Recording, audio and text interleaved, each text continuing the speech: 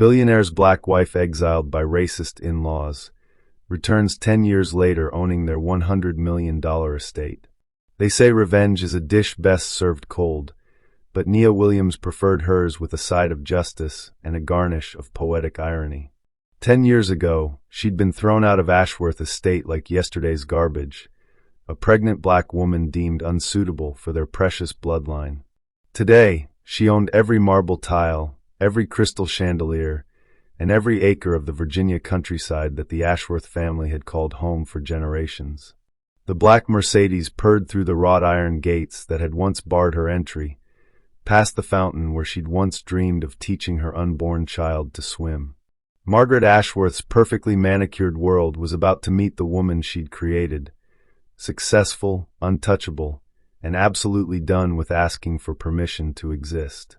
Sometimes the best revenge is living well. Sometimes it's coming home as the landlord. Hi, beautiful viewers. I trust you are having a nice day, wherever you are listening to us from. Please take a moment to subscribe to this channel, and tell me in the comments below where you are watching from. Now take your time, relax, enjoy the story, and don't forget to subscribe. Nia Williams stood at the floor-to-ceiling windows of her penthouse office in Atlanta, watching the city sprawl beneath her like a kingdom she'd built brick by brick. 10 years ago, she'd arrived here with nothing but a broken heart and $47 in her checking account. Today, her real estate empire was worth more than most small countries. Her assistant knocked softly. "Ms. Williams? The Virginia property files you requested." Nia's manicured fingers trembled slightly as she took the thick folder. Inside were photographs of the Ashworth estate, rolling hills, pristine gardens, and the sprawling mansion where she'd once believed she could build a life. Where love had turned to ash in her mouth. She traced the edge of a photo showing the grand staircase where Margaret Ashworth had first looked at her with cold blue eyes and said, "You'll never be family here." Where Patricia Ashworth had whispered poison about that woman, thinking she could take their precious son away. Where even sweet grandmother Rose had turned her face away when Nia reached for her hand. The memory hit like a physical blow. Standing in that marble foyer, 8 months pregnant, while her husband James fought desperately with his family. Their voices echoing off expensive walls. Choose, James. Her or us. She'd made the choice for him. Packed her bags that same night and disappeared, knowing that staying would destroy the man she loved. He'd begged, pleaded, followed her to 3 different hotels. But she'd seen the fear in his eyes, the terror of losing everything he'd known for a love his family would never accept. The miscarriage came 3 weeks later. Alone in an Atlanta hospital room, she'd lost the baby that might have been their bridge to acceptance. The grief had nearly broken her, but it also forged something unbreakable inside, a determination that she would never again be at the mercy of other people's cruelty. Now the estate was hers.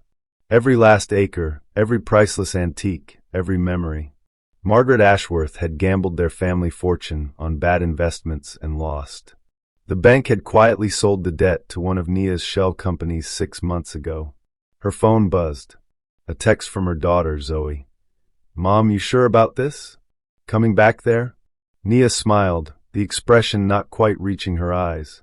Her 9-year-old daughter, brilliant, fierce, and beautiful, had been born 3 years after the miscarriage, adopted as a baby from a teenage mother who couldn't provide. Zoe would never know the shame of being unwanted. Never apologize for taking up space in the world. "Pack your bags, baby girl," she typed back. "We're going home." She walked to her desk, where a framed photo sat beside her computer. Zoe at her last piano recital, beaming with pride. Next to it, an older photo, yellowed at the edges, of herself and James on their wedding day. He'd looked at her like she hung the stars. She'd kept the picture not from sentimentality, but as a reminder of how completely she'd once trusted someone to protect her heart. Never again. 200 miles north in Virginia, James Ashworth sat in his late father's study, surrounded by legal documents that might as well have been written in ancient Greek. The family fortune was gone. The estate, generations of Ashworth history, would be sold to pay debts. His mother sat across from him, aged beyond her 72 years, her perfect composure finally cracked. There has to be something we can do. The new owner is offering to let us stay, James said quietly. As tenants. It's generous. Tenants. The word tasted bitter in Margaret's mouth. In our own home. James had changed in the decades since Nia left. The soft edges of privilege had been worn away by guilt and searching. He'd liquidated his trust fund trying to find her, and hired investigators across 3 continents. His marriage to Patricia's college friend, a suitable blonde from old money that lasted exactly 18 months, had been his mother's desperate attempt to make him forget. But you don't forget the woman who taught you what love could be. His sister Patricia burst through the door, eyes red from crying. James, you have to see this. She thrust her phone at him, showing a business magazine article. Look at the photo. The headline read, Real Estate Queen, How Nia Williams Built an Empire. But it was the picture that stopped his heart. A woman in a tailored black suit, standing confidently in front of a skyscraper. Older now, more refined, hair swept back in an elegant chignon. But her eyes, those warm brown eyes that had once looked at him with complete trust, were different now. Harder, guarded, successful. It's her, he whispered. The magazine fell from his hands as the truth crashed over him. The generous new owner. The familiar signature. The woman who'd vanished from his life like smoke, leaving only the faint scent of her perfume on his pillow and a hole in his chest that 10 years hadn't healed. Patricia's voice cracked with disbelief. She owns our home now. Everything. God, James, what did we do to her? Margaret's face had gone pale, but her jaw remained set in the stubborn line James knew too well. She won't dare show her face here. But James was already reaching for his keys, his heart hammering against his ribs. After 10 years of wondering, of searching, of living with the echo of what he'd lost, she was coming back. And he had no idea if she was returning as his salvation or his reckoning. The black Mercedes pulled through the wrought iron gates of Ashworth Estate at exactly 3 o'clock on a Tuesday afternoon. Nia had timed it deliberately, not so early as to seem eager, not so late as to appear rude. She'd learned that power lived in the details. Her driver Marcus, a retired Marine she'd hired 5 years ago, glanced at her in the rearview mirror. You good, boss? Nia smoothed her cream-colored dress, a designer piece that cost more than she'd made in her first year of business. I'm perfect, but her hands betrayed her, trembling slightly as the mansion came into view. 12 bedrooms, 8 bathrooms, and enough marble to build a small temple. She'd once walked these halls barefoot, laughing as James chased her through rooms that smelled of old money and fresh flowers. Now the gardens looked tired, paint peeled from the shutters. The fountain in the circular driveway sat empty, filled with dead leaves instead of dancing water. Mama! Zoe's voice was small from beside her. At 9, her daughter possessed an emotional intelligence that sometimes frightened Nia. You're breathing funny. Just memories, baby. Nothing that can hurt us now. The front door opened before they'd even stopped. James stepped out, and Nia's breath caught despite every wall she'd built around her heart. He was older, silver threading through his dark hair, lines around his eyes that hadn't been there before. But he still moved with that quiet confidence that had first drawn her to him at a charity gala in Richmond 10 years ago. He'd been the most beautiful man in the room. She'd been the only black woman. Their eyes met through the car window, and the world tilted. 10 years collapsed into nothing. She was 25 again, pregnant and terrified, standing in this same driveway while his mother's words rang in her ears. You've trapped him with that baby. Don't think we don't see what you're doing. Breathe, Mama. Zoe's small hand found hers. Nia squeezed back, drawing strength from her daughter's presence. She was not that broken woman anymore. She was Nia Williams, who'd built an empire from nothing, who'd turned pain into power and shame into success. Marcus opened her door, and she stepped out like a queen returning to reclaim her throne. Hello, James. Her voice was different, richer, more controlled. James felt the sound of his name on her lips like a physical blow. Nia. The word came out rough, like he'd been practicing it in mirrors for years. Behind him, the front door opened wider. Margaret Ashworth emerged, leaning heavily on a walking stick. Patricia followed, her face a mask of barely contained emotion. But it was the elderly woman who appeared last that made Nia's composure finally crack. Grandmother Rose. 93 now, frail as tissue paper, but her blue eyes were still sharp. The woman who'd taught James to play piano, who'd made Nia feel welcome in those first golden months before the family closed ranks against her. "My dear child," Rose whispered, her voice carrying across the space between them like a prayer. "You came home." The words shattered something inside Nia's chest. This woman, the only Ashworth who'd ever called her family, had been the hardest betrayal. Not because of cruelty, but because of silence.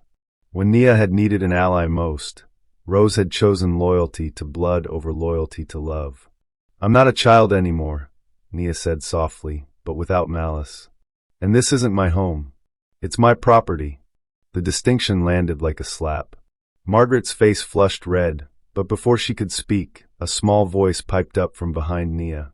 "Is this where you used to live, Mama?" Every eye turned to Zoe as she climbed out of the car. Nia's daughter was a vision, curly hair and neat braids, wearing a navy dress that made her look like a young princess. Her skin was the same warm brown as her mother's, her eyes bright with curiosity rather than fear. James stared at the child with an expression of wonder and pain so raw that Nia almost stepped between them. For a moment, she saw him calculating the girl's age, the timeline, the possibility that— "This is my daughter, Zoe," Nia said clearly. "Zoe, these are the people who used to own our new house." Zoe stepped forward with the fearless confidence of a child who'd never been taught to make herself smaller. "Hello. Mama says you might stay here with us.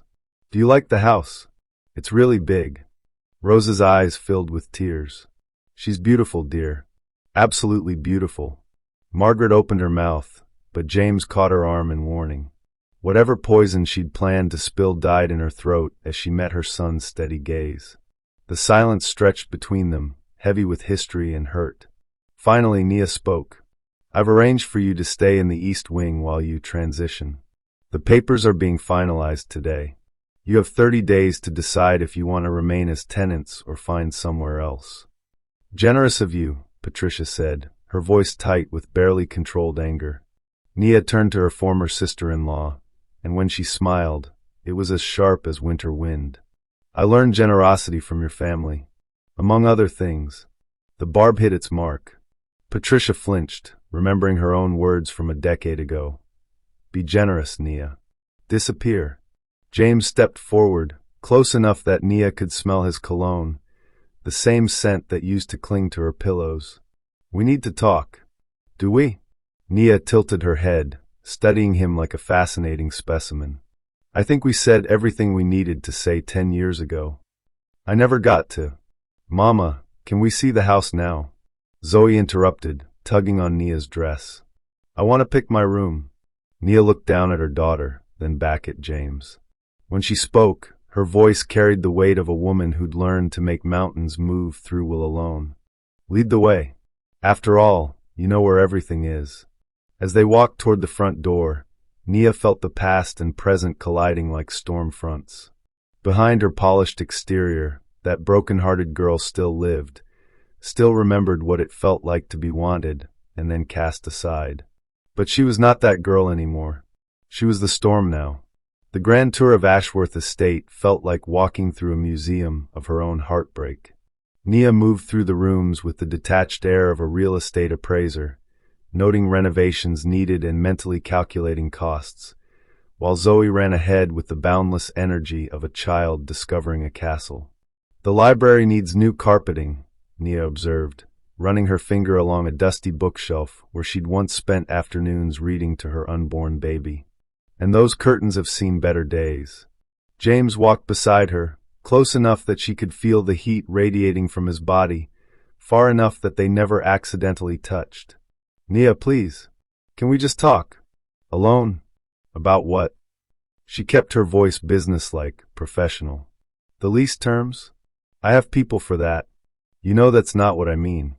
"Actually, I don't know what you mean." She turned to face him, and he saw nothing warm in her eyes. "We're strangers, James. You made sure of that." Behind them, Margaret whispered urgently to Patricia. This is impossible. We can't live like this, with her lording it over us. Keep your voice down, Patricia hissed back. She holds all the cards now. Rose, moving slowly with her walker, had been following Zoe around like a woman hypnotized. Tell me about school, dear, she was saying. Do you like to read? I love books. Zoe spun around, her braids flying. Mama reads to me every night. She does all the voices. She's really good at the scary parts. Your mama always was talented, Rose said softly, glancing at Nia with regret so deep it seemed to age her further. Nia's jaw tightened. She wouldn't let them do this, wouldn't let them charm her daughter the way they'd once charmed her. Zoe deserved better than people who would love her until loving her became inconvenient. Zoe, come here, she called. Let's look upstairs. But as they climbed the sweeping staircase, memories ambushed her at every step. James carrying her across this threshold after their courthouse wedding, both of them laughing and dizzy with love. Margaret's face when she'd announced the pregnancy, the way warmth had drained from the older woman's expression, like color bleeding from fabric. The master bedroom door stood open. Nia paused in the doorway, and for a moment she was 25 again, packing her suitcase with shaking hands while James begged her to stay. We can work this out, he'd said that night 10 years ago. Give me time to make them understand. Understand what? She'd shot back, folding maternity clothes she'd never wear again. That I'm human? That your baby deserves to be wanted. This is a really pretty room, Zoe announced, bouncing on the bed that had once been Nia's marriage bed. Can this be mine? No. The word came out sharper than Nia intended. This room has bad memories. Let's find you something better. James flinched like she'd slapped him. Nia, don't. She held up a hand. Just don't. They moved to the next room, and the next, with James trailing behind like a man walking to his execution. Finally, Zoe found a sunny bedroom with windows overlooking the gardens. This one, she declared. I can see the horses from here. Those horses were sold years ago, Patricia said from the doorway, her voice flat with defeat. Along with everything else. Zoe's face fell. Oh, that's sad. We can get new horses, Nia said, shooting Patricia a warning look. Better ones. Everything's replaceable, isn't it? Margaret's voice carried acid. Horses, houses, husbands. The room went dead silent. Nia turned slowly, and when she spoke, her voice could have frosted windows. You're absolutely right, Mrs. Ashworth. Some things are very easily replaced. Like mothers-in-law who think love comes with conditions. Margaret's face went white. How dare you? How dare I what? Buy your house. Build a life. Survive what you put me through. Nia stepped closer, and Margaret instinctively backed away. I dared a lot of things after you threw me out. You might be surprised what a person can accomplish when they stop caring about your approval. You left, James said quietly. I never asked you to leave. Nia whirled on him. No, you just stood there while your mother explained why I wasn't good enough. While your sister listed all the reasons your child would be better off never being born. While your grandmother, the woman I trusted, turned her back when I needed her most. Rose made a small, wounded sound. Child, I was. You were protecting your family, Nia finished. I understand. I wasn't family. I was never family. I was just something James brought home that you all had to tolerate until you figured out how to get rid of me. That's not true, James said desperately. I loved you. I still. Stop. Nia's voice cracked, and she hated herself for the weakness. Just stop. You want to know why I never came back? Why I disappeared? Because I learned something important that night. Love isn't enough. It never was. She scooped Zoe up, holding her daughter like armor against the pain trying to claw its way back into her chest. We're done with the tour. Marcus will bring our bags in later. Nia, please. But she was already walking away, carrying her daughter toward the stairs. At the landing, she paused without turning around. Dinner is at 7. Don't be late. It's your house rules, after all. Or they were. James watched her disappear around the corner, his heart hammering against his ribs. Beside him, his mother and sister looked shell-shocked.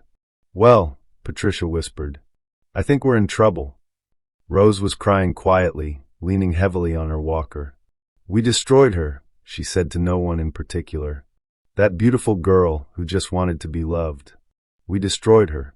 James closed his eyes, remembering Nia's face when she'd asked him to choose. The way she'd looked at him, not with anger, but with heartbreak so profound it had hollowed out her eyes. He'd chosen them, and she'd never forgiven him for it. Now she was back, powerful and untouchable, and he was drowning in the consequences of every wrong choice he'd ever made. "What do we do now?" Margaret asked, for the first time in her life sounding truly lost. James opened his eyes, looking toward the staircase where the woman he'd never stopped loving had just walked away from him again. "We try to survive her," he said quietly, "and hope she lets us." The storm hit at midnight, bringing with it the kind of Virginia weather that turned roads into rivers and knocked out power lines like matchsticks. Nia stood at the master bedroom window. She'd claimed it after all, spite being a powerful motivator, watching lightning illuminate the estate grounds in stark black and white. Behind her, Zoe slept peacefully in the king-sized bed, having insisted on a sleepover in Mama's room during the thunder. The child was fearless about most things, but storms still sent her running for comfort. A sharp crack of lightning was followed immediately by thunder, then the house plunged into darkness. "Mama?" Zoe's sleepy voice drifted across the room. "I'm here, baby." Nia felt her way back to the bed, guided by her phone's flashlight. Just a power outage. Nothing to worry about. But 20 minutes later, as the house grew colder and Zoe shivered despite being wrapped in blankets, Nia began to worry. The estate's heating system was old, and without electricity, the massive house would become an icebox within hours. A soft knock interrupted her thoughts. James's voice came through the door, careful and respectful. "Nia, the power's out throughout the county. Trees are down on all the main roads. We're stuck here until morning." She opened the door, finding him standing in the hallway with a battery-powered lantern. His hair was damp from checking the exterior of the house, his shirt clinging to his chest in a way that made her remember things she'd spent 10 years trying to forget. "The generator?" she asked. "Dead. Has been for months. We couldn't afford to fix it." His admission clearly cost him. "The fireplaces work, though. The living room fireplace is the biggest. We should all stay there tonight. Body heat, conserve warmth." The practical part of Nia's brain agreed immediately. The wounded part rebelled against the idea of spending hours in close quarters with people who'd broken her heart. But Zoe was already shivering, and her daughter's comfort trumped her own emotional armor. "Fine. Give us 10 minutes." They gathered in the living room like refugees from different wars. James had built a crackling fire that cast dancing shadows on the walls. Margaret sat in her late husband's chair, wrapped in a quilted robe and looking older than her years. Patricia curled up on one end of the sofa with photo albums she'd grabbed from her room. Rose dozed in her wheelchair near the warmth, a hand-knitted blanket across her lap.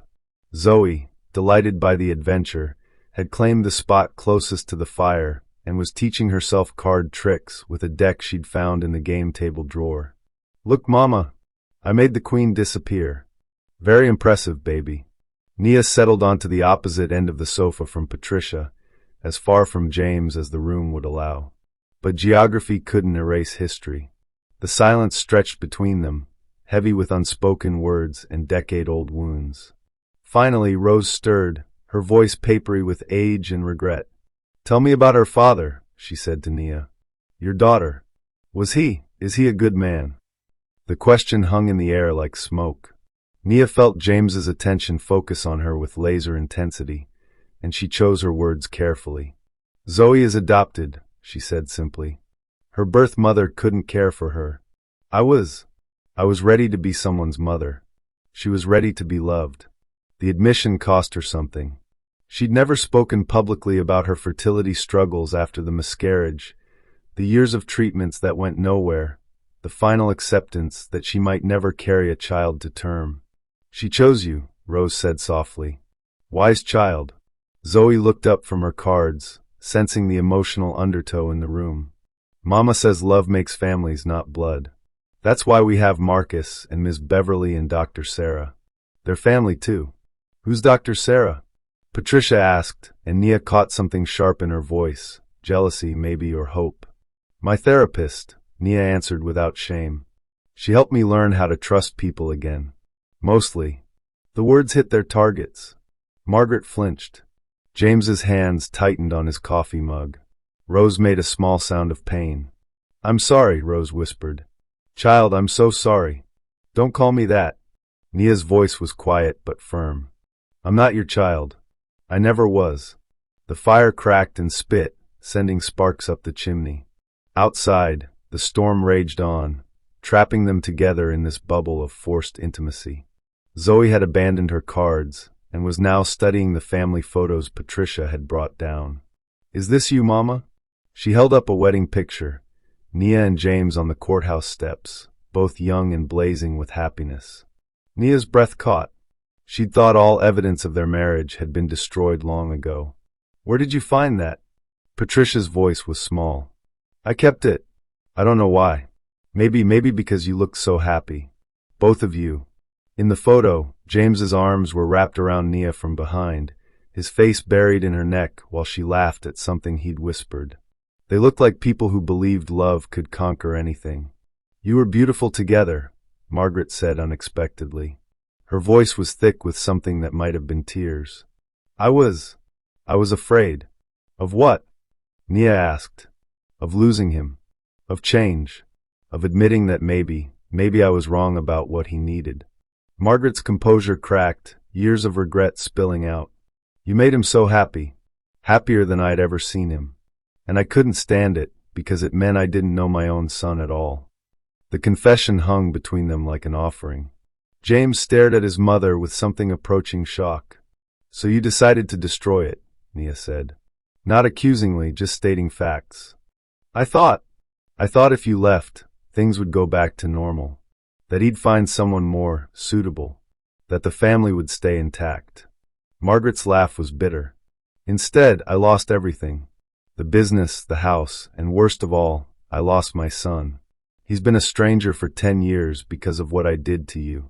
Zoe had moved closer to her mother, sensing the adult's pain even if she didn't understand it. Mama, are you sad? A little baby. Sometimes grown-ups have to talk about sad things to make them better.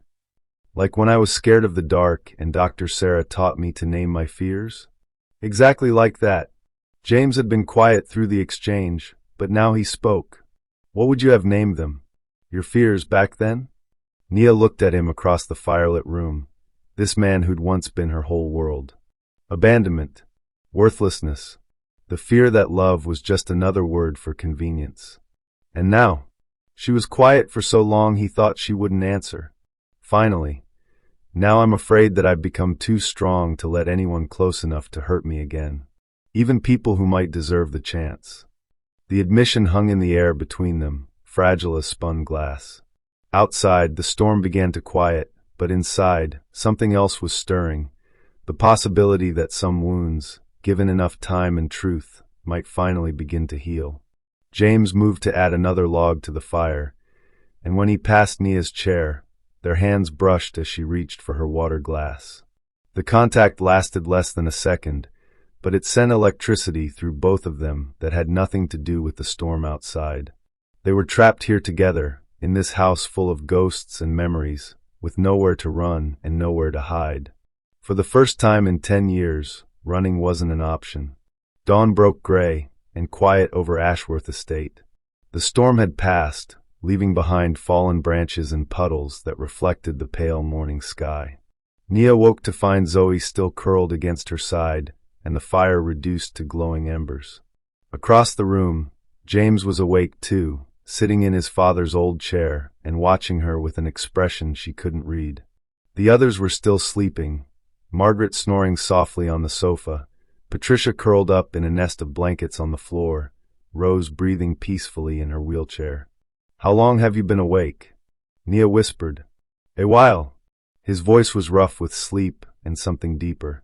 I kept thinking you might disappear again if I closed my eyes. She sat up carefully, trying not to wake Zoe. The roads should be clear soon. Should be. But he made no move toward the windows to check. Nia, there are things you don't know. About what happened after you left. I don't need to know. I hired investigators. The words tumbled out of him like he'd been holding them back for hours. 15 different agencies over 8 years. I liquidated my trust fund, sold everything I owned that wasn't tied up in family obligations. I was obsessed with finding you. She stared at him. Why? Because I made the wrong choice. Because I let fear make me weak when I should have been strong for you. For us. He leaned forward, his eyes intense in the dying firelight. I never stopped looking. Never stopped hoping. Well, you found me. Her voice was carefully neutral. Here I am. Not the way I wanted to find you. Not like this, with you holding all the power and me begging for scraps of your attention. Zoe stirred against her side, and Nia smoothed her daughter's hair automatically. Power isn't something someone gives you, James. It's something you take. I learned that after. She stopped herself, but he caught the hesitation. After what? She was quiet for so long he thought she wouldn't answer. When she spoke, her voice was barely audible. After I lost the baby. The words hit him like a physical blow. What? 3 weeks after I left. Stress, the doctor said. Heartbreak. She looked down at Zoe's sleeping face. I was alone in a hospital room in Atlanta, bleeding out on the future we'd planned together. James made a sound like a wounded animal. Nia, God, I didn't know. How could you? I was nobody to you by then. Just another problem that has solved itself. That's not true. He was on his feet now, pacing like a caged animal. You were everything to me. Everything. Margaret stirred on the sofa, blinking awake. What's wrong? Why are you shouting? He's not shouting, Mrs. Ashworth, Nia said calmly. He's just learning what his choices cost. Margaret looked between them, confusion clearing into understanding. Oh dear God. What? Patricia was awake now too, alert in the way of someone accustomed to family drama. What's happening? She lost the baby, Margaret whispered. After she left. She lost the baby. The silence that followed was deafening. Patricia's face went white. Rose, now awake, began to cry quietly. Even Zoe stirred, sensing the shift in the room's emotional temperature. I'm sorry, Margaret said, and her voice broke. I'm so sorry, child. I never wanted that. Didn't you? Nia's voice was soft, deadly. You told me the baby was a trap, that I was using it to secure my place in the family. You said maybe it would be better if... Stop. James's voice was raw. Stop, please. But Nia couldn't stop. 10 years of suppressed rage was pouring out of her like poison from a lanced wound. You want to know what I did after I lost your grandchild? I waited tables for 6 months while I figured out how to breathe again. I lived in a studio apartment with roaches and learned how to cry silently so the neighbors wouldn't complain. Zoe was fully awake now, her young face serious as she watched her mother. Nia pulled her closer, drawing strength from her daughter's solid warmth. Then I got angry, really truly angry, and I decided that if I was going to survive, I was going to do more than just survive. I was going to win. How? Rose asked through her tears. I went back to school, business degree, then law school. I worked 3 jobs and slept 4 hours a night for 6 years. I learned everything I could about real estate, about investment, about how old money families like yours hide their weaknesses. She stood up, carrying Zoe with her, and walked to the window. The morning light made her look ethereal, untouchable. And then I started buying. Small properties at first, buildings you'd never notice. But I was patient. I watched and waited and learned. I found out which banks held your mortgages, which investments were failing, which debts were coming due. James stared at her with something approaching awe. You planned this. All of it. Not the comeback. That was serendipity. But the success? The empire? Every single brick was built on the promise that I would never be powerless again. That I would never again beg for acceptance from people who saw me as less than human. Margaret was crying now, ugly sobs that shook her whole body. We were wrong. We were so wrong. Yes, you were. Nia turned back to face them. But wrong isn't enough anymore. Sorry isn't enough. You can't apologize away 10 years of my life, or bring back the child we lost, or give me back the woman I was before you broke her." Patricia stood up slowly, her face streaked with tears. "Then what do you want from us? Why are you really here?" The question hung in the air like smoke. Nia looked around the room, at the family that had destroyed her, at the house that had been both heaven and hell, at the man who'd been her whole world until he chose them over her. "I don't know," she admitted, and the honesty in her voice was more devastating than any anger. "I thought I wanted revenge. I thought I wanted to watch you lose everything the way I did. But now, James asked quietly, "now I just want to understand how people who claim to love someone can hurt them so completely and still sleep at night." She kissed the top of Zoe's head and started toward the stairs. "The roads should be clear soon. You can leave any time you want. Or stay and pay rent like everyone else. It doesn't matter to me anymore." But as she reached the doorway, Rose's voice stopped her. "It does matter, child. It matters because you came back. You could have bought any house, anywhere in the world. But you came back here. That means something." Nia paused without turning around. When she spoke, her voice was so soft they had to strain to hear it. "It means I'm still that broken girl who just wanted to belong somewhere. And I hate myself for it every single day." Then she was gone, leaving them with the weight of their choices and the echo of her pain. James sank back into his chair, his head in his hands. Around him, his family sat in the wreckage of their mistakes, finally understanding the true cost of their cruelty. Outside, the sun began to break through the clouds, but inside Ashworth Estate, the shadows seemed deeper than ever. 3 days after the storm, life at Ashworth Estate had settled into an uneasy rhythm. Nia worked from the library, transforming it into a temporary office where she conducted video calls with her Atlanta team and reviewed architectural plans for the estate's renovation. Zoe had claimed the music room as her kingdom, playing the old piano with surprising skill for a 9-year-old.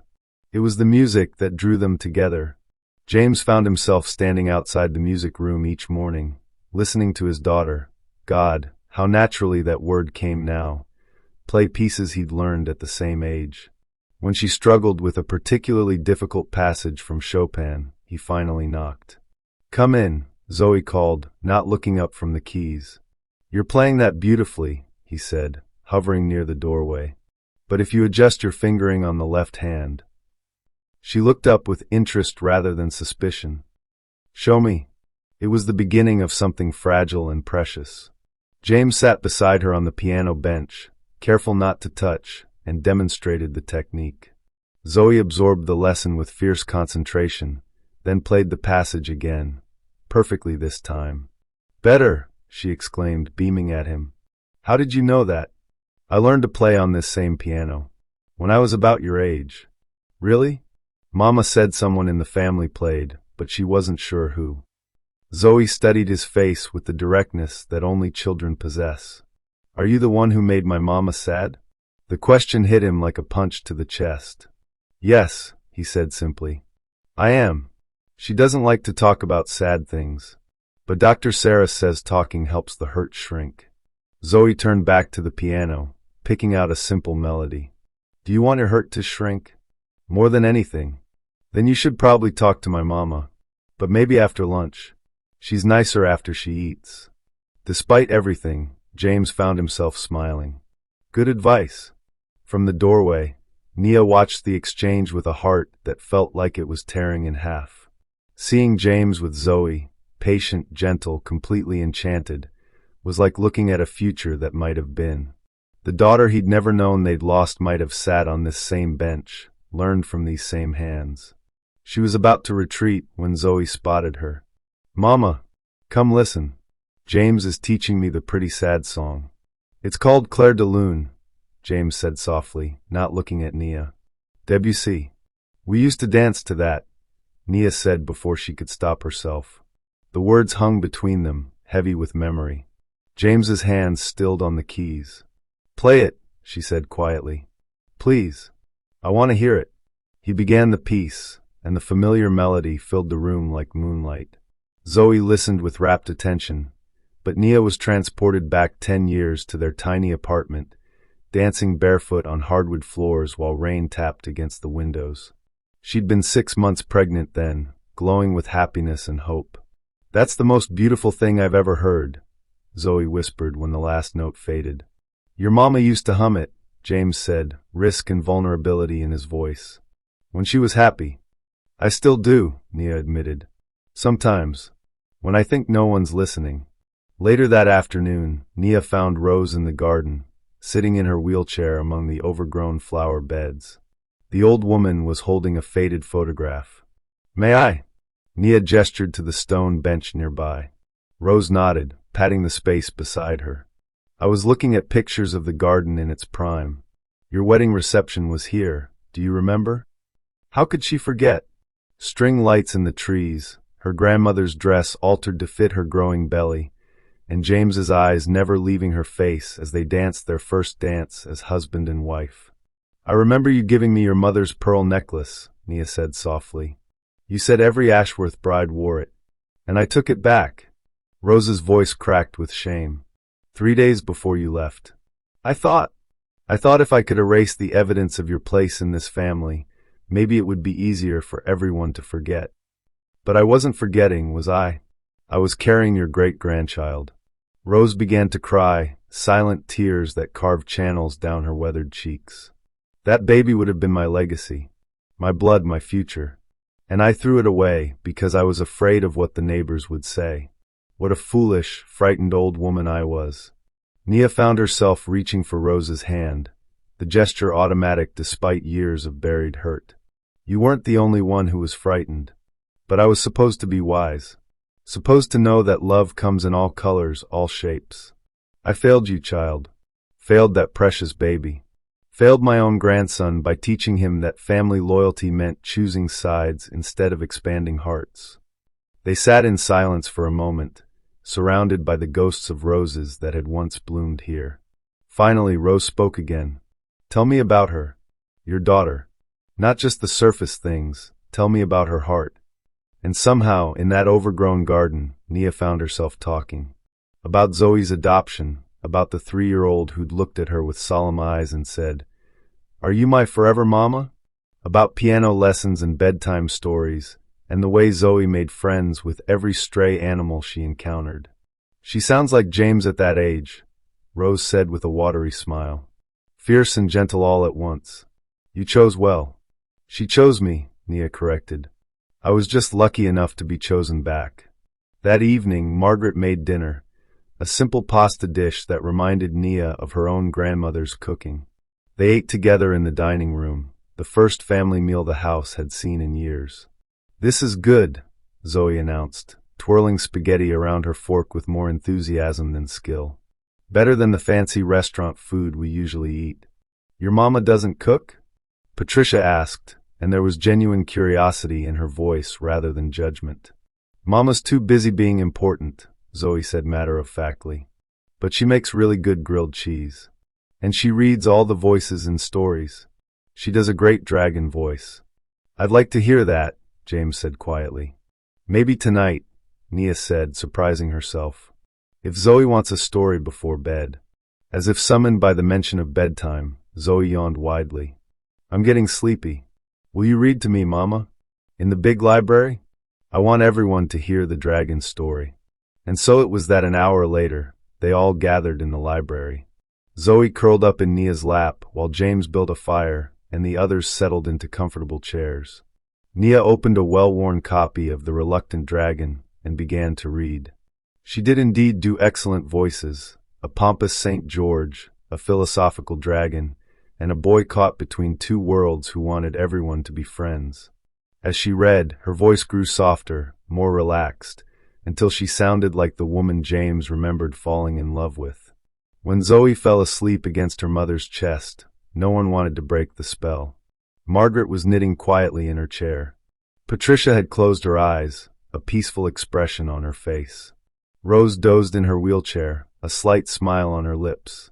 And James watched Nia hold their daughter, not biologically theirs, but theirs in every way that mattered, and felt something crack open in his chest. Not the painful breaking of loss, but the tentative opening of hope. "She's beautiful," he whispered. Inside and out, Nia agreed, smoothing Zoe's hair. She saved me, you know. When I adopted her, I thought I was saving her. But it was the other way around. How? She taught me that love doesn't have to hurt. That family can be chosen, not just endured. That maybe I was worth choosing after all. Their eyes met across the lamplight, and for just a moment, the years fell away. She was the woman who'd danced barefoot in their apartment. He was the man who'd whispered poetry against her skin and promised her forever. The moment stretched between them, fragile as spun glass, beautiful as starlight. Then Zoe shifted in her sleep, and the spell broke gently, like waking from a good dream. But something had changed in that quiet library, something that felt like the first tentative note of a song they'd thought was finished. Outside, night settled over Ashworth Estate, but inside, something that might have been healing was finally beginning to take root. The call came at 7 in the morning, shattering the fragile peace that had settled over Ashworth Estate. Nia was in the kitchen making coffee when her phone rang, Marcus's name flashing on the screen. "Boss, we've got a problem." His voice was tight with concern. "Someone's been digging into your business. Deep digging. Financial records, property acquisitions, personal history, everything." Nia's blood went cold. "How deep?" "Deep enough to find the shell companies you used to buy the Ashworth debt. Deep enough to trace the adoption records. Deep enough to—" He paused.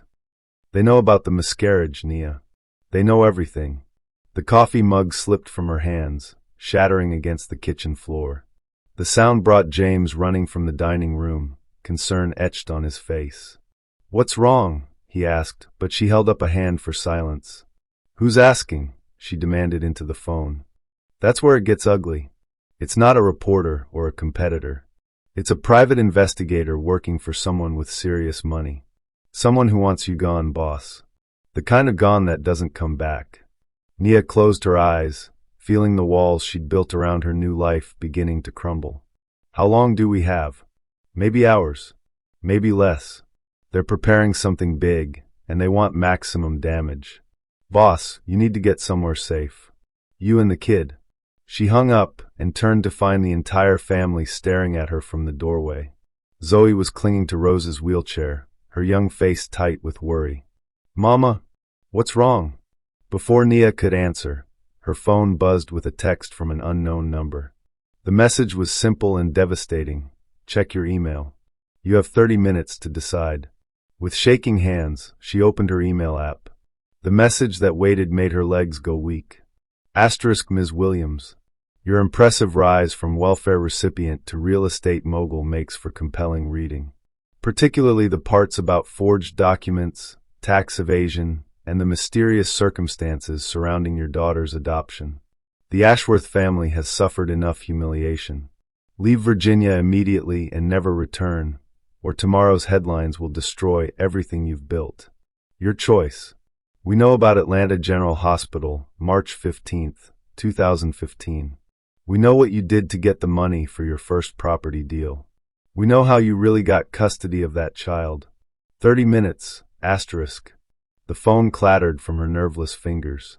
James caught it before it hit the floor, his face going white as he read the message. "This is insane," he said. "None of this is true, right? Tell me this is just someone trying to scare you." Nia's silence stretched too long. When she finally looked up, her face was a mask of shame and desperation. "Not all of it," she whispered. The confession hit the room like a bomb. Margaret gasped. Patricia took an instinctive step backward. Even Rose looked shocked. "Mama." Zoe's voice was small, frightened. "What does it mean?" "It means," Nia said, her voice breaking, "that everything you think you know about me is a lie." She walked to the window, unable to face their eyes. "The money for my first property deal. I did forged documents. Bank statements, income verification. I was desperate, and I was angry, and I told myself it was just this once. Just to get started. And the adoption?" James's voice was deadly quiet. Zoe's birth mother was 16. Homeless. She wanted her baby to have a better life, but the agency, they had concerns about single mothers. About my financial situation. So I paid someone to create fake references. Fake employment history. I made myself look like the perfect candidate on paper. The truth poured out of her like poison from a wound. I never meant for it to go this far. I just wanted to give her a home, and then success started coming, and I was so afraid that if anyone looked too closely, they'd take her away from me. Zoe was crying now, not understanding the legal implications but sensing that her world was crumbling. Rose reached for the child, pulling her close. "So it's all built on lies," Margaret said, and there was something almost like satisfaction in her voice. "Everything you've accomplished, everything you've used to lord over us, it's fraud." "Not all of it," Nia said desperately. "The business grew legitimately after that. I worked for everything else I earned." "You're a liar and a fraud," Patricia said, her voice ice cold. "Just like we always knew you were." The words hit like physical blows. James stepped forward, his face a mixture of shock and something that looked like disgust. "How could you?" he asked. "How could you build all of this on deception, and then come back here acting like you were the victim?" "I was the victim." Nia spun around, her composure finally cracking completely. "You threw me out when I was pregnant. Your family destroyed me. I did what I had to do to survive. By becoming exactly what they said you were." James's voice was quiet, deadly. "A opportunist. A liar. Someone who would do anything for money." The accusation hung between them like a blade. Nia felt something die inside her chest, the last fragile hope that maybe, somehow, they could find their way back to each other. "Get out," she whispered. "What? Get out," she screamed, 10 years of pain and rage exploding out of her. "All of you. This is my house, bought with my money, built with my lies if that's what you want to call them. Get out and don't come back." "Mama, stop." Zoe was sobbing now, caught between the adults' fury. "Please stop yelling." But Nia was beyond reason. The shame and terror of exposure, combined with the betrayal in James's eyes, had pushed her past her breaking point. "You want to know the truth?" she snarled at them. "The truth is that I became exactly what you expected me to be. You wanted me to be grasping and dishonest? Fine. I learned to play your game, and I played it better than any of you ever could." Margaret stood up slowly, her face pale but her voice steady. "You're proving us right. After all these years, you're proving that we were right about you." The words landed like the final blow.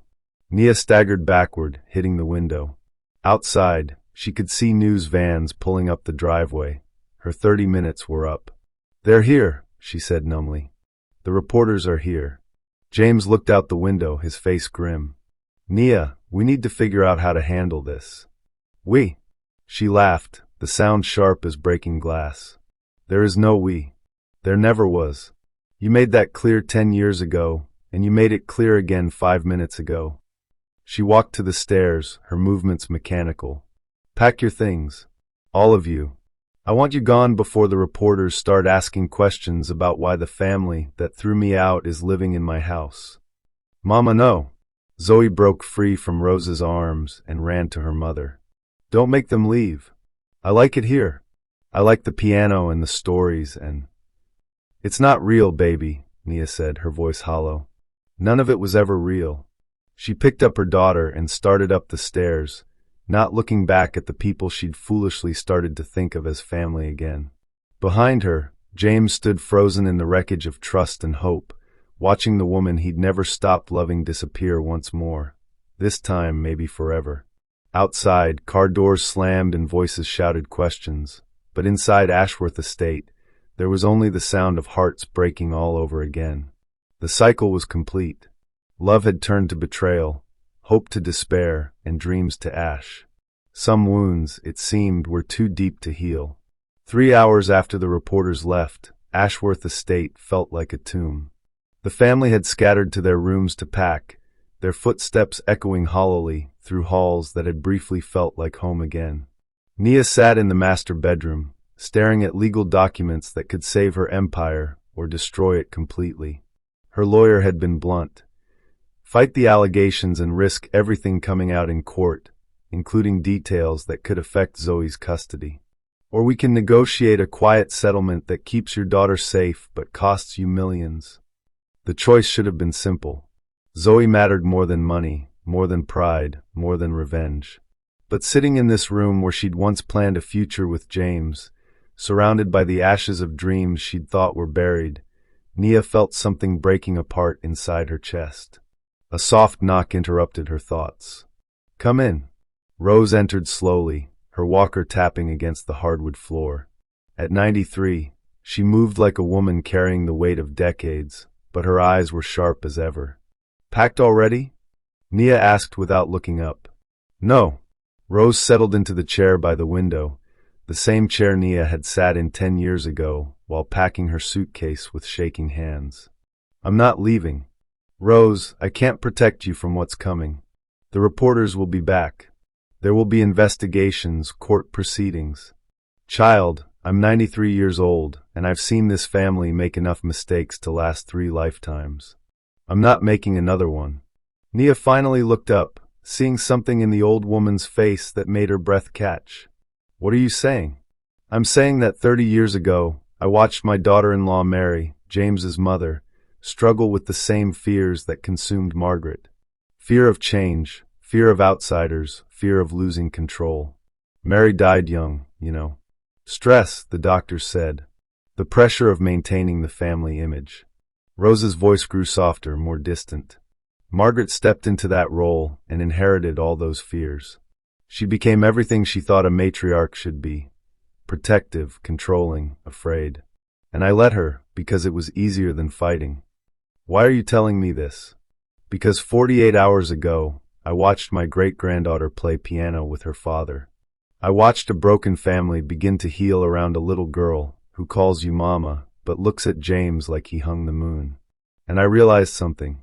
Rose leaned forward, her weathered hands gripping her walker. "I realized that you didn't come back here for revenge, child. You came back to finish what we started 10 years ago. To see if love could survive our cruelty." Tears burned Nia's eyes. "It can't. You heard what James said. What they all said. I'm exactly what you thought I was. No, you're exactly what we forced you to become. There's a difference." The words hit like a physical blow.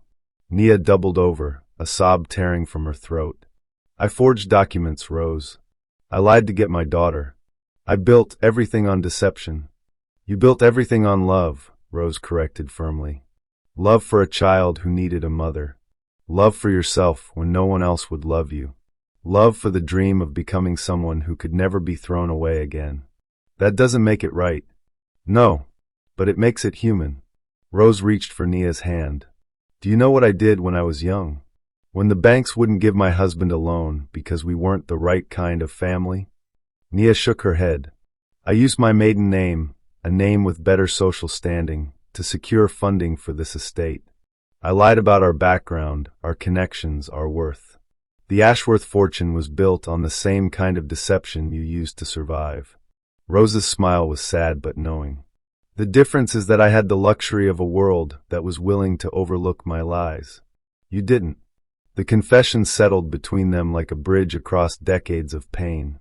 Outside, the afternoon light was fading, casting long shadows across the room where 3 generations of Ashworth women had made choices that shaped their family's destiny.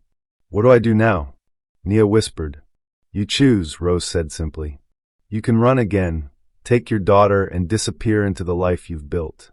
Keep her safe, keep yourself safe, and let the past stay buried. Or you stay and fight, not for revenge, not for vindication, but for the possibility that some mistakes can be forgiven, that some love can survive even the worst choices people make." Before Nia could respond, footsteps echoed in the hallway. James appeared in the doorway, his face haggard with exhaustion and regret. Behind him, Zoe peeked around his legs, her young face streaked with tears. "Mama?" Zoe's voice was small, broken. "Are we leaving?" "James says we might be leaving." Nia looked at her daughter, this child who'd taught her that love didn't have to hurt, who'd shown her that family could be chosen rather than endured. Then she looked at James, seeing not the man who'd betrayed her trust hours earlier, but the man who'd spent 10 years searching for her, who'd taught their daughter to play piano with infinite patience, who'd looked at her like she was his whole world before fear made him small. "I don't know, baby," she said honestly. "Mama has some big decisions to make." James stepped into the room, his hands shaking slightly. The reporters are gone. For now. But they'll be back. I know. Your lawyer called my phone by mistake. Something about a settlement? His voice was careful, controlled. Nia, if there's something we can do to help. The word came out sharper than she intended. I thought I was exactly what your family always said I was. James flinched like she'd slapped him. I was angry. Scared. I said things. You said what you believed. What you've always believed deep down. Nia stood up, pacing to the window where reporters had stood hours earlier, hungry for her destruction. Maybe it's better this way. Clean break. No confusion about where anyone stands. Is that what you want? Rose asked quietly. A clean break? Nia closed her eyes, feeling the weight of every choice that had brought her to this moment. The choice to leave 10 years ago. The choice to build an empire on shaky foundations. The choice to come back here, knowing it would hurt. She stopped, her voice breaking. I want things that don't exist anymore. I want the woman I was before you broke her. I want the man James was before fear made him cruel. I want a world where love is enough. Mama, Zoe's voice was quiet but firm. Dr. Sarah says wanting things is okay. But we have to choose what to do with the wanting. Out of the mouths of babes. Nia turned to look at her daughter, wise beyond her years, brave in the way only children can be when the adults around them are falling apart. What do you think I should choose, baby girl? Zoe looked around the room, at Rose with her weathered hands and kind eyes, at James with his obvious pain and desperate hope, at the walls that had witnessed so much heartbreak and healing. I think, she said carefully, that running away never made anybody less scared. It just made them tired from all the running. The truth of it hit Nia like lightning. She'd been running for 10 years. From pain, from love, from the possibility that she might be worthy of both redemption and happiness. The empire she'd built, the success she'd achieved, even the adoption of her precious daughter, all of it had been, in some ways, an elaborate form of running. But running was a young woman's game, and she wasn't that young woman anymore. She was Nia Williams. She was Zoe's mother. She was a woman who'd survived being thrown away and had built something beautiful from the ashes. And maybe, just maybe, she was brave enough to stop running. Okay, she said quietly, the word carrying the weight of surrender and determination in equal measure. Okay, I'll stay. The decision hung in the air between them, fragile as new growth after a devastating fire. James took a step toward her, hope dawning in his eyes. But Nia held up a hand, stopping him. I'll stay and face whatever comes. But I need to know, all of you, are you choosing to stay because you feel guilty? Because you pity me? Or because you actually believe that what we started to build these past few days was real? The question demanded honesty, the kind that could either save them all or destroy them completely. And in the growing twilight of Ashworth Estate, for people who'd hurt each other in ways that should have been unforgivable, prepared to find out if love really could conquer the worst things people do in its name. 6 months later, Nia stood in the same master bedroom where she'd made her choice to stay and fight. But everything had changed. The legal battles were over. Her lawyer had been brilliant, proving that while Nia had bent rules, she'd broken no laws that couldn't be corrected with hefty fines and community service. The adoption agency had been more concerned with covering their own negligence than pursuing charges. Zoe was safe, legally and completely hers. More importantly, the investigation had revealed the source of the threats, a competitor who'd been trying to acquire her Atlanta properties for years. He was now facing federal charges for extortion and industrial espionage. But the real transformation hadn't happened in courtrooms or boardrooms. It had happened here, in quiet moments and difficult conversations, in the slow rebuilding of trust between people who'd hurt each other profoundly. Mama, are you ready? Zoe called from the hallway, her voice bright with excitement. Today was the estate's reopening, not as a private residence, but as the Ashworth Williams Foundation, a retreat center for families dealing with adoption, infertility, and loss. It had been Rose's idea, presented during one of their weekly family dinners that had somehow become tradition. Almost baby girl, Nia called back, adjusting the necklace at her throat. Rose's mother's pearls, given freely this time with tears of joy rather than taken back in shame. She walked downstairs to find organized chaos. Margaret was directing caterers with military precision, having thrown herself into the foundation's work with the passion of someone making amends. Patricia was setting up the silent auction, her event planning skills finally put to worthy use. Even Rose, now in a wheelchair but sharp as ever, was holding court with potential donors in the library. And James was everywhere, making sure every detail was perfect for the woman he'd never stopped loving, and the daughter who'd taught him that family was something you built, not something you were born into. "You look beautiful," he said, appearing at her elbow with that smile that still made her heart skip. "You clean up pretty well yourself," she replied, straightening his tie with the casual intimacy they'd slowly rebuilt over months of careful conversation and conscious choice. They weren't married, not yet. That would come, they both knew, when the wounds had healed enough to support the weight of forever promises. But they were together in all the ways that mattered, building something stronger than what they'd lost because it was built on truth instead of illusion. The first guests began arriving. Families who'd struggled with loss, couples facing infertility, single parents navigating adoption. Nia watched them explore the house that had once been a monument to exclusion, now transformed into a place of healing and hope. "Nervous?" James asked, taking her hand. "Terrified," she admitted.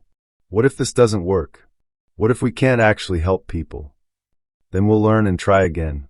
That's what families do." The word still made her breath catch. Family.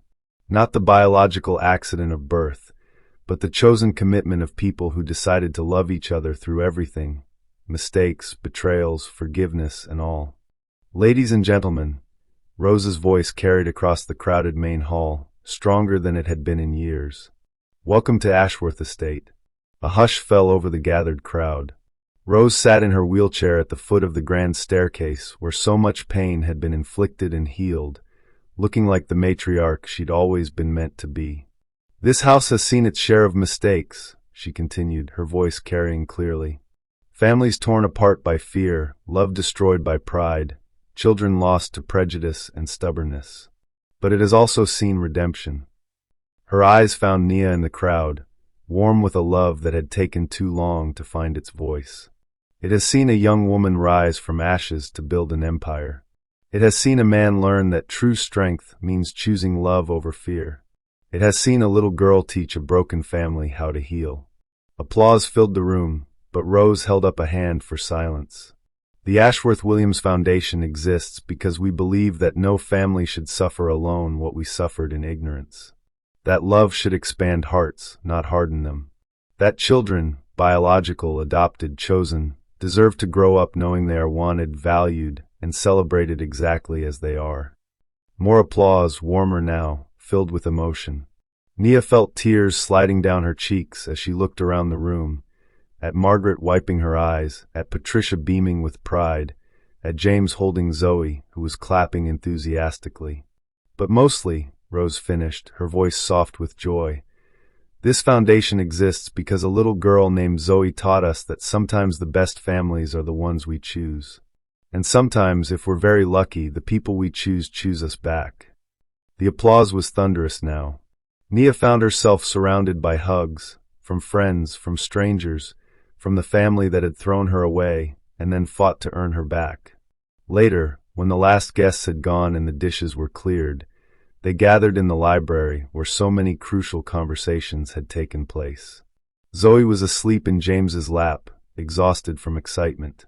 Margaret and Patricia were planning the next fundraiser with the enthusiasm of women who'd found their purpose. Rose dozed peacefully in her chair. "So," James said quietly, his free hand finding Nia's, "how does it feel to save the world?"